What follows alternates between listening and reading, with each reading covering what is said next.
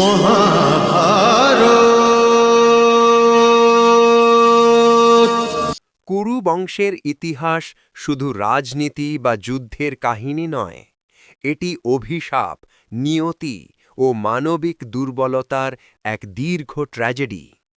এই ট্র্যাজেডির অন্যতম প্রধান চরিত্র ছিলেন রাজা পাণ্ডু, একজন বীর যোদ্ধা, দক্ষ শিকারী, কিন্তু ভাগ্যের নির্মম আঘাতে ভেঙে পড়া মানুষ।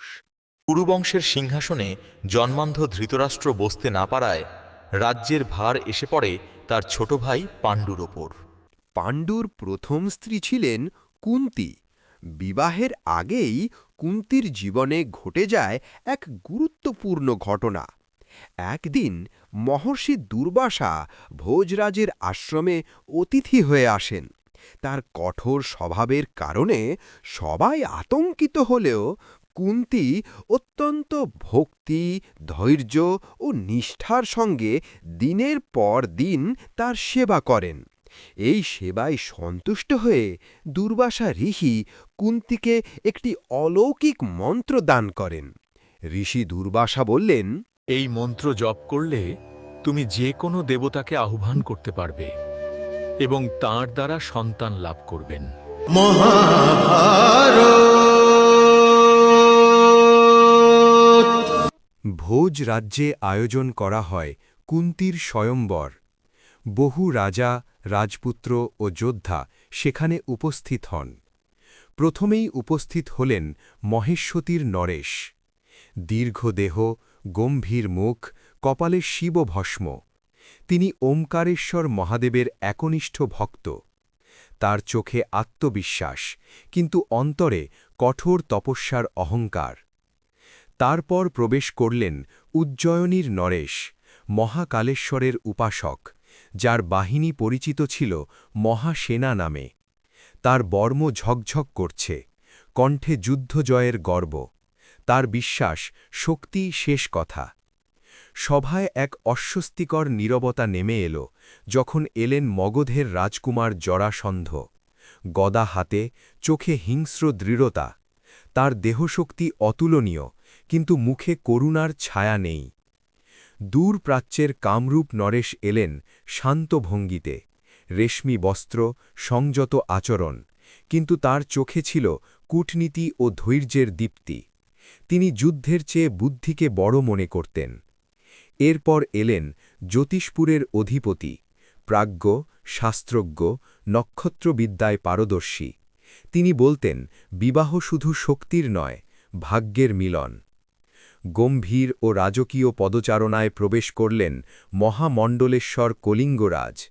তার বিশাল সাম্রাজ্যের মতোই ছিল তার আত্মসম্মান। তিনি যুদ্ধ জানতেন, শাসন জানতেন, কিন্তু হৃদয়ের কোমলতা ছিল আড়ালে।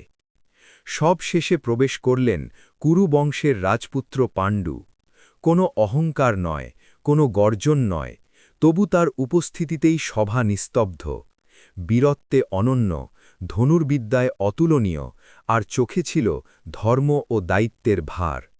শ্রীনারায়ণের কৃপাতে প্রাপ্ত, ঋষিদের আশীর্বাদে পালিত পোষিত, শক্তিশালী বীর বংশধরের বাহুবলে সুরক্ষিত এই রাজ্যতে, এই রাজ্যের রাজধানীতে আর রাজধানীর এই স্বয়ম্বর ভবনে অভ্যাগত রাজ সমাজকে অভিনন্দন আর স্বাগত জানাই। আপনারা সবাই নিজের নিজের বৈভবশালী রাজধানী থেকে এই স্বয়ম্বর ভবনের শোভা বাড়াতে এসেছেন। আমি আপনাদের এই আগমনকে সাদরে গ্রহণ করছি। আপনারা এখানে এসে আর্য রাজ সমাজের প্রাচীন পরম্পরাকে আন্তরিক সমর্থন প্রদান করেছেন। এই পরম্পরা যা আর্য রাজকন্যাদের স্বয়ং নিজের বর মনোনীত করার সুযোগ প্রদান করে এসেছে। এই রীতিতে স্বয়ং রাজকন্যা নিজের মনোদ্বীপের প্রকাশে নিজের ভবিষ্যৎ উজ্জ্বল করার সংকল্প করে থাকে। উপস্থিত এই রাজসভায় যাকে রাজকন্যা নিজের বর মেনে নিয়ে বরমাল্য দিয়ে বিভূষিত করবে, তাকে রাজসভার অন্য সকল রাজা ধন্যবাদ দিয়ে অভিনন্দন জানাবেন।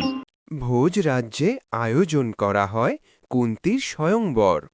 বহু রাজা, রাজপুত্র ও যোদ্ধা সেখানে উপস্থিত হন।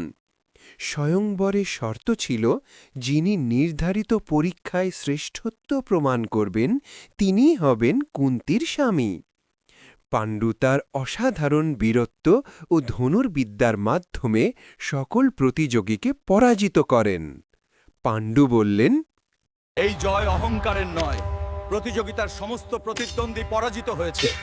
এই বিজয় শুধুমাত্র সাধনা ও ধর্মের ফল।